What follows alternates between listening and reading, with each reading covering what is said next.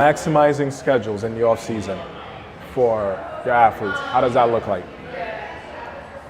It can really range depending on who it is. And if we're talking about certain pro athletes that fly in from different states, then we try to coordinate with location, Airbnbs, hotels, provide a whole environment for them to succeed. But typically, coordinating schedules is keeping that internal environment for the athlete on the least amount of decisions possible and least stress as possible, and just ease of life.